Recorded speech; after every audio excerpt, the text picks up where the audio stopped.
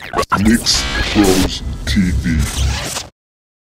The champ is here! The champ is here! The champ is here! The champ is here! The champ is here!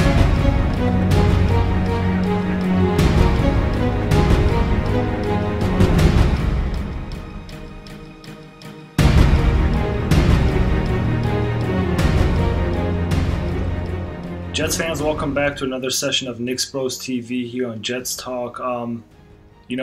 Devastating game against the Lions. Calvin Johnson played, but obviously he was not a threat.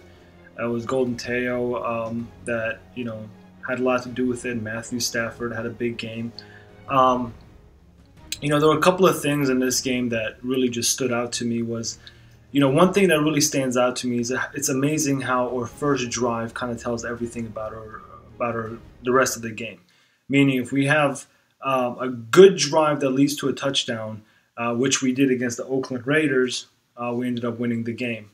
One thing I have noticed in a couple of games is we show everything in our first drive and end up with no points or maybe just 3 points. And that's exactly what happened.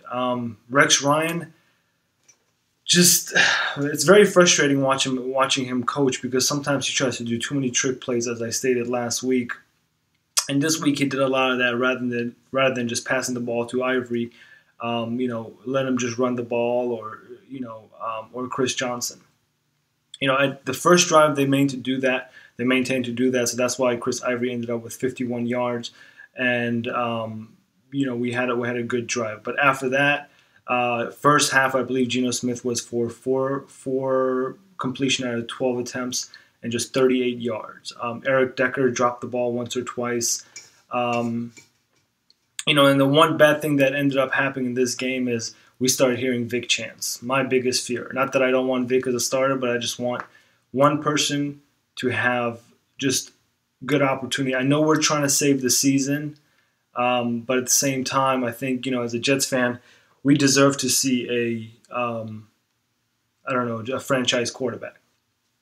So GENO Smith was 17 for 33 attempts, about 209 yards, 1 TD, 1 interception, and he had that devastating fumble, in which, again, if it was the Patriots, it would have never been a fumble. It would have just been an incomplete pass. But guess what? We're the New York Jets.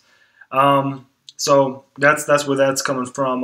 One thing that I noticed in this game was Greg Salas. I really like his explosive running after the catch, something we need. I know Decker kind of stepped up in the second half as well, and Chris Johnson had that nice TD for 35 yards. But again, at the end of the day, our corners are garbage.